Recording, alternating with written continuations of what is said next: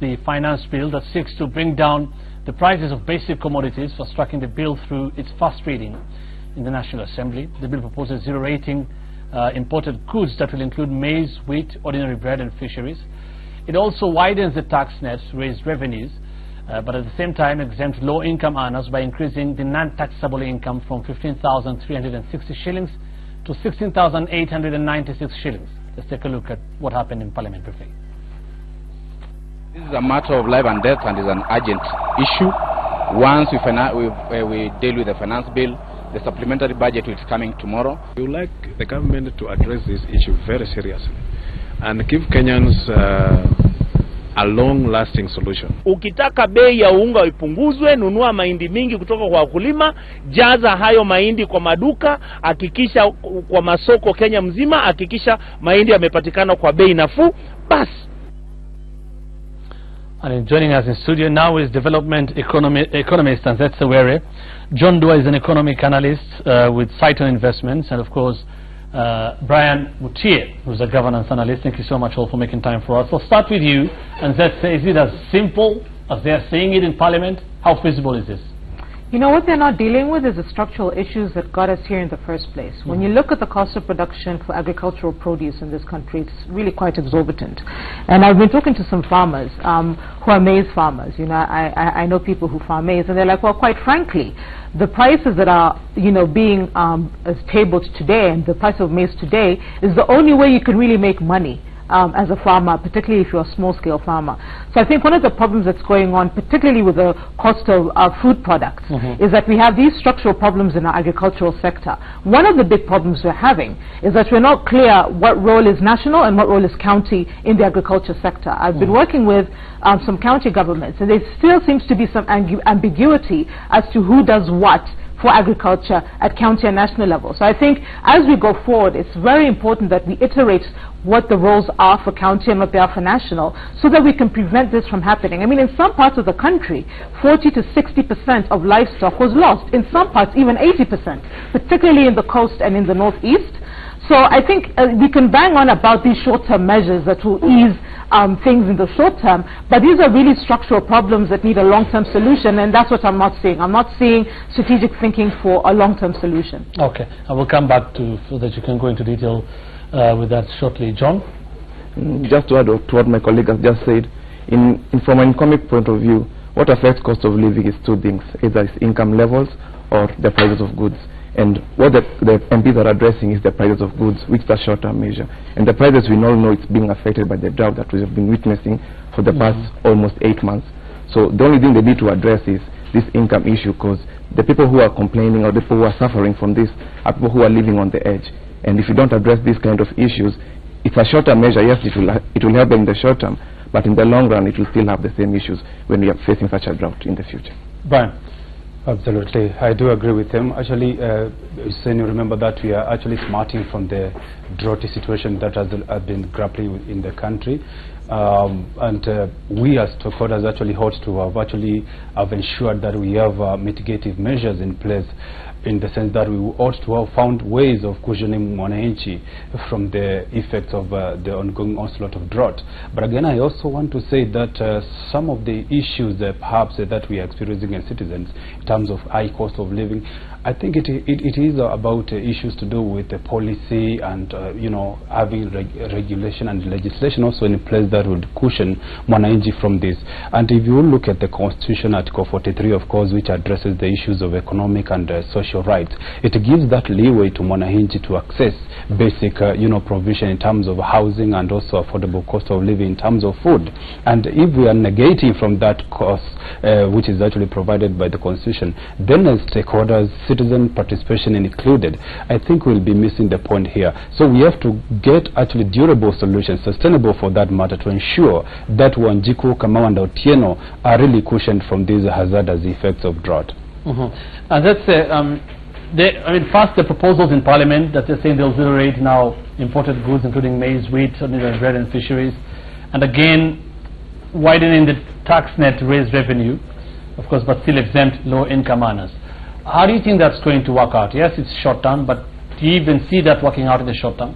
I think it's utopian. I think we need to deal with the reality that we have a government that has very aggressive spending and that revenue generation is not nearly growing as quick as it should. So on one hand, you've got this sort of political climate and this election mood going on. The government is stepping in with short-term measures to try and cushion people. But the reality of the matter is that we will still need to borrow a great deal of amounts. We're not leveraging things like public-private partnerships to finance a lot of our infrastructure projects. As a result, the amount of borrowing government is doing is part of what's going on. One of the reasons they're broadening the tax bands is to, on one hand, they want to be seen to be lowering the nominal fee that you pay at certain levels. So the high income will get charged a bit higher than they used to, and the high income bracket is going up, which makes sense, particularly given inflation. But the reality is that they're still not dealing with the fundamental problem of a very narrow tax base. We live in a country where over 89.7% people are employed in the informal sector that is largely not taxed. And I don't think the solution would be to tax them, but I think we need to start really aggressively addressing the formalization of the informal economy if government is going to get that wider tax bracket it needs to really generate the revenue to feed this very aggressive spending that they're getting into. Okay, so listening to you, I mean, those are very sound policies you're talking about. And you're mostly talking about a structural problem and how these trying to handle that obviously will be long-term now. What do you think should be the short-term solution? I think this is the problem, because this is exactly why Africans, and we're having such a tough time developing, is because we're caught in these 5-year cycles. If you look at these sorts of countries that really developed very quickly, they tended to be a bit autocratic in the way that they governed, and they were able to have 10, 15-year plans that they then implement over 10 to 15 years. And this is a fundamental problem with the African democracy thing, is that while it's very important to have democracies that are credible and accountable to the citizens, the reality is that we end up in this situation every 5 years, where there's a crisis, people want to get elected into office, so they get these short-term solutions, and we never get the structural change that we need. For example, we should, by this stage, really be reorienting our economy to be manufacturer-driven. If you look at first of all, the complexity of what we're manufacturing, our products are less complex than they were in the 70s to 90s. If you look at the share of manufacturing to GDP, it's much lower than it was in the 70s to 90s.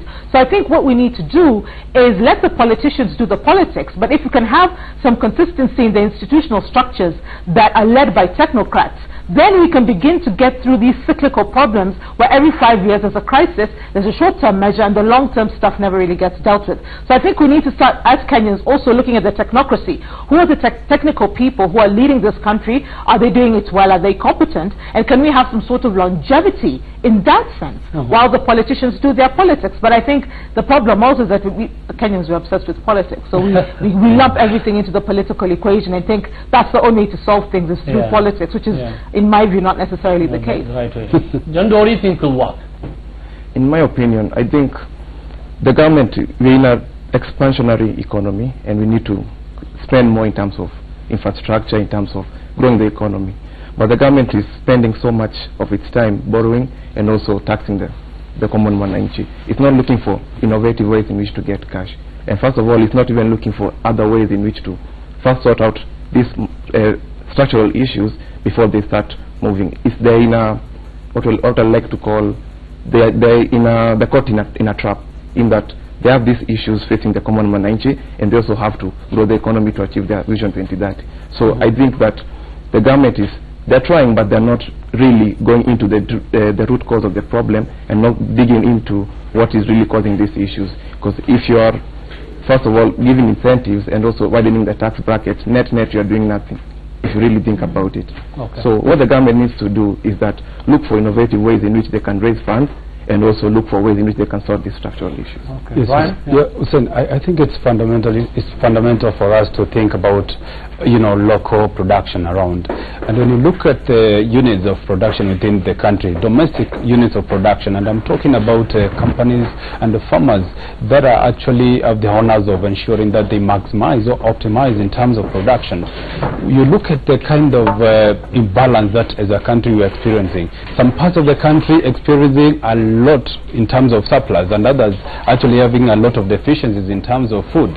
And this kind of inequality actually causes calls for actually ways in which the government can actually ensure that farmers are able to tap the surplus in terms of food production, have good ways of storage, and ensure that at least they are able to match up with the situation as far as drought is concerned. Like right now, Hussein, if you look at the situation where we have some farmers who had a lot of food before the drought started, but they didn't have good ways of storing that food, and it ended up just being getting wasted, and at the same time others are dying of food and hunger, and if you look at that imbalance or that disequilibrium, I think it's the high time that we also design ways in which we can actually also privatize the issue of food storage, give a private sector the leeway also to ensure that they contribute in terms of food storage, and so that at least we have a sort of a fallback option in times of crunch times like this one, where drought has hit us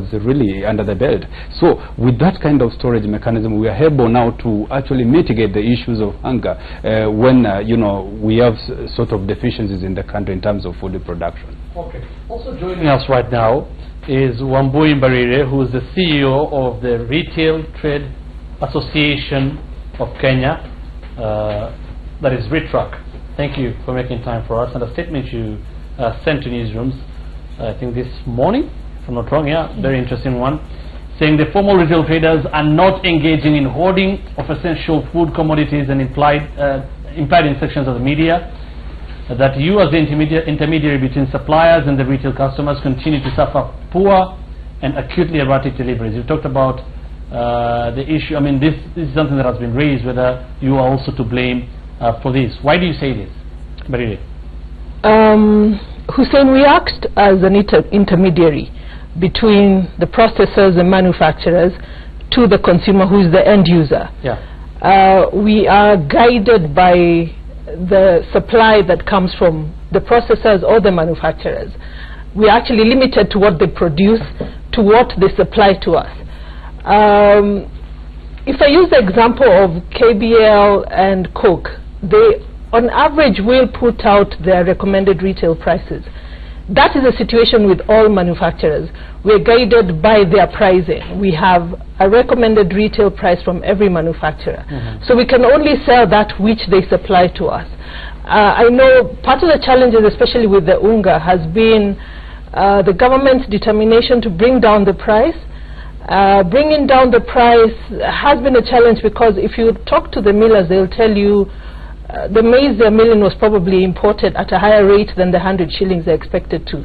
So there must be some technicality on that bit that has created this shortage, more than it's really not a retail consequence. It's a consequence from the manufacturer and the supply end. Okay. But you don't think this is happening across the board, all retailers, that they're not doing this? Yes, I can say it is not being done. We are not holding any supplies. Everywhere? Yes. I don't know what the other guests in studio think, and that's it. Well, I because think it's been blamed on them as well. This is a very frustrating thing for me as an economist, because fundamentally you're telling manufacturers to sell product at a lower rate than at which they're manufacturing it. What government should be striving to do, and in some ways they are, particularly if you look at how they're building the electricity grid, trying to get the cost of power down, they're not addressing the cost of production issues. That's the fundamental problem here, is that it costs a certain amount of money to make a kilo of maize, for example, and that cannot be changed unless you deal with the cost of production issues. Now on top of that, because we're importing now a lot of our basic commodities, we've got to deal with the exchange rate issue, where the dollar has been strengthening, and you know, the shilling has been fairly stable, but it's been slightly weakening, which means slowly our imports are getting more expensive, right? So by the time the person at the shop gets the product, they have to factor in their labor and their costs and all of that, and then that's what the end consumer pays. So you can't tell guys that they have to sell commodities at a certain price when you're not dealing with the cost of production issues. It's not fair. You can't really blame them then, can you? I mean, I think one of the challenges that I'm having is that we're not seeing the fundamentals change quickly enough. When you look at the cost of electricity, we should be at about 5 shillings per kilowatt hour, but we're at around 14. So we're paying double to triple in terms of what manufacturers are paying to make all these wonderful manufactured products. They're already at a disadvantage just because of how much it costs to run their factories. So I think we can't come in with these short-term solutions trying to undercut, pricing and trying to get people to feel happy when there's this long-term problem of it's really expensive to manufacture things in this country, and we need to really grapple with that. So if there's been a problem of hoarding that some people have been talking about, you don't think it has a major impact as to cause all this? I think that's speculation that I can't really comment on, because I don't know who is hoarding and how much and where. Yeah. And I think one of the problems when we get into these speculative things, we can start making them become a reality. Yeah. You see? So I think we need to be careful around that and just sort of, let's deal with what we know, which is that it's expensive to produce things in Kenya, and let's fix that rather than speculating on to who's hoarding and where they're hoarding and what are they hoarding. I don't think that's useful. Right, and that is what the retailers have had to respond to. John, I don't know where you think retailers stand in all this. Hussein, we're in a free market, and everything is controlled by demand and supply. So if the demand is high, supply is low, prices will always go up. It's logic. But if you bring in price controls on commodities, then you'll end up in an issue. Like, for example, last year they brought price controls on the cost of money, and you're seeing the credit go down. So definitely you can't bring controls in a free market. Let the market forces of demand and supply control the market, and the market will sort itself out.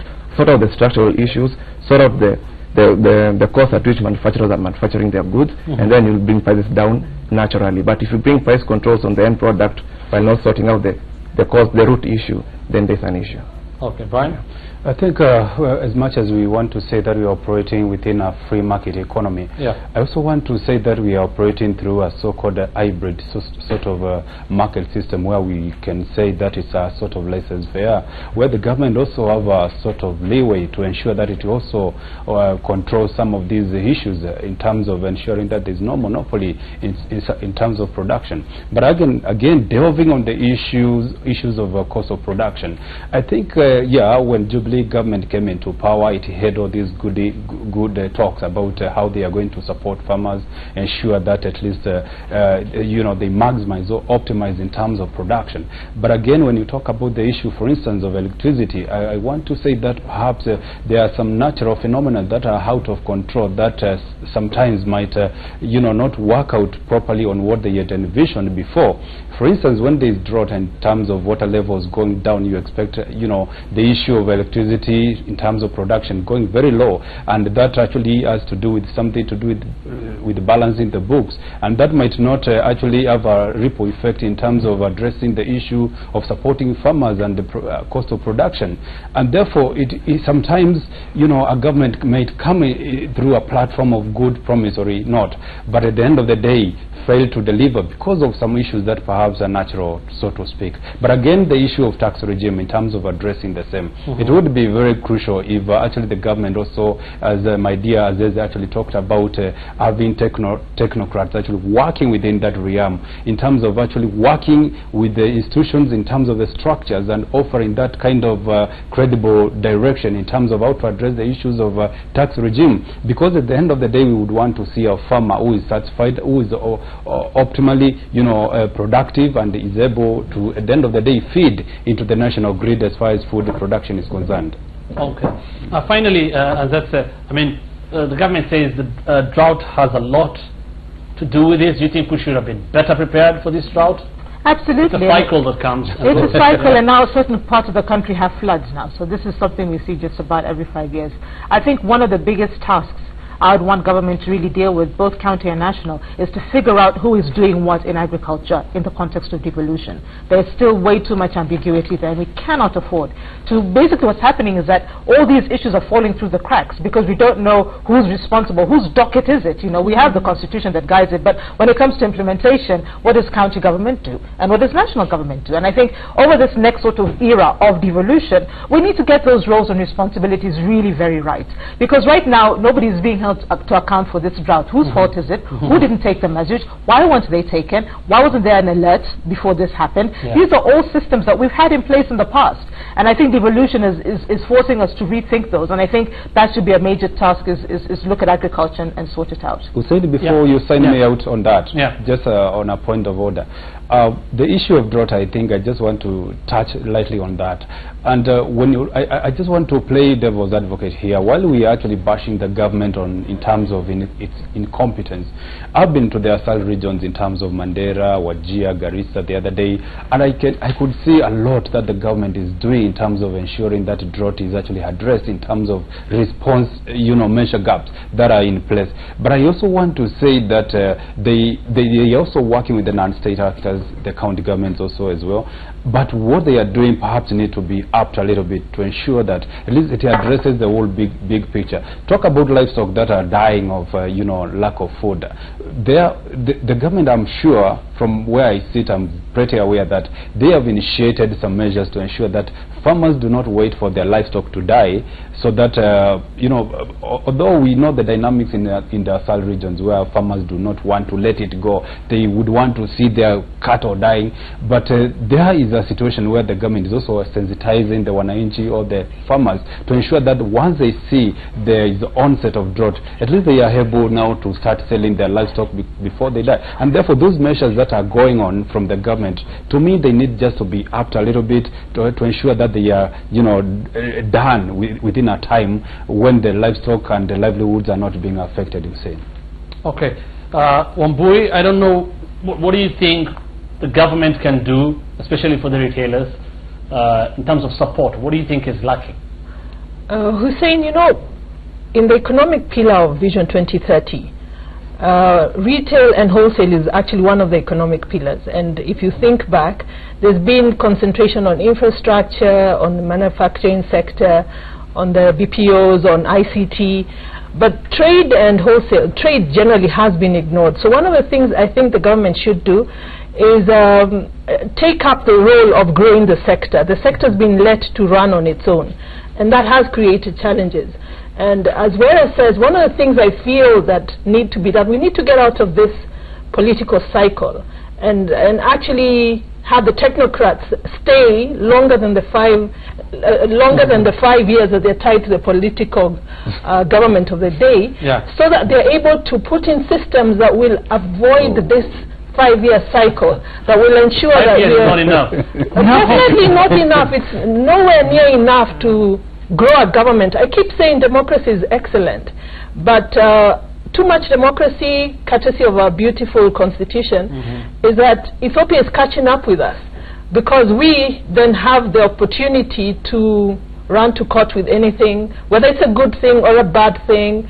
It curtails how much anyone who has some power can do to grow the government. So it would be good if, yes, let's have democracy, but let's have democracy that will grow us, and grow us in every sector, so that we're able to generate a system that knows in another 5 years we will have a drought, and post it, what are we doing towards the drought, what are we doing towards the floods, and we start growing. Otherwise we are stuck here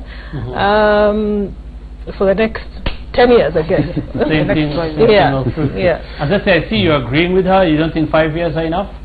This is one of the fundamental problems, is that, when you look at the way democracy was taken up in other parts of the world, they had a fairly solid economy at the time. If you look at England, if you look at North America, if you look at Europe, by the time they became democratic nations, they had an economy that was up and running.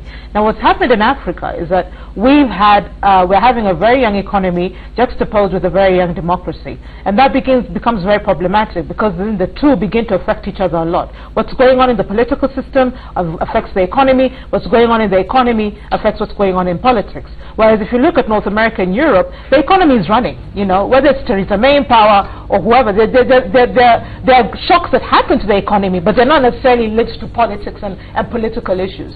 So I think one of the things that I would really want to see this in the next phase of devolution, both at national and at county level, is let's get our technocrats in place, give them at least a 7 to 10 year mandate. They can change their teams, and then we move forward as run by technocrats rather than the political cycles that we're in right now. John? And I'll come back to you on Bush. Yes. Efforts without results is just buckets of sweat, and you can't take it to the bank with that. So what we need to do is diversify our economy, because agriculture still contributes a large part of our economy, about 23%. So if you diversify our economy, grow manufacturing, grow tourism, grow real estate, to a level where even if we have these shocks in the economy, we have other sectors which you can rely on and will grow the economy. But if we still keep on relying on agriculture and all these efforts by the government are not resulting to any tangible results, then we'll find ourselves 5 years to come, 10 years to come in the same situation, because this thing is just a cycle, as you've heard, and it will just keep on recurring. Yeah. Right, Brian? They say the next frontiers in the billionaires club will be farmers and agriculturists, Hussein. And I think this is a time that the government ought to actually look at the tax regime and incentivize farmers to optimize in terms of their production, as I said before. And when you look at the way we have actually addressed the issues of land tenure in our country, we have actually, denied that opportunity to serious farmers to exercise that kind of freedom in terms of trying new agricultural concepts and trying to make the best out of it. And when you look at how potential farmers ought to play in this kind of a space, they ought to be able now to actually have land enough which is actually not taxable but incentivized in a way that they are able to deliver on that platform. And when you look at some of the settlements that we have in terms of land systems, Hussein, you will find that it's a sorry state, especially in the most productive ecological zones, where settlements have become so disorganized that they have actually crippled on the land that ought to be productive land. And if you go to such countries such as Switzerland and other countries in the developed world, you realize that the settlement plans are always organized that they leave most of the chunk of the land for agricultural production. A controlled development in the sense that at least while we have addressed the issue of housing, at the same time we have not affected the ecological and the environment, that farmers have nowhere to do their thing in terms of agricultural production. So this is a sort of a multifaceted problem, a myriad of factors that need to be addressed so that at least the commoners, the agriculturists are able to enjoy that space in terms of production. Right, finally, Wambui, you're saying something? Back to the point of devolution. In the last 5 years, that not knowing who does what also contributed to the cost of living. I'll give an example. At the beginning of this particular last 5 years, between the county councils, the county governments, let me call them county governments, you could move with a truck from Nairobi to Kiambu, for example, and as far as they're concerned, you're entering into their county, so can you pay for the advertising that is your branding? And that took about 2 years to sort out. If you think back, a lot of the trucks for the supermarkets, for example, ended up turning white, because then if I'm moving from Nairobi to Kisumu to deliver goods, I would have to pay advertising into each county that I'm crossing. So again, to the point of, can we sort out who does what and what is actually for the bigger good, the bigger nation, other than what works for the county? And can we not focus on revenue generation and actually focus on service delivery? Because I think the counties, in an effort to generate more income, ended up looking for more revenue, the service giving services for whatever revenues they were getting. Okay, thank you so much. That is Wambui Mbarire, who's the CEO of the Retail Trade Association of Kenya, and Zeth Sewere is the development economist, John Dua, an economic analyst with Sight on Investments, and of course Brian Mutie is a governance analyst. He'll still stay with us, but thank you so much for making time for us this morning. Very interesting points you're raising.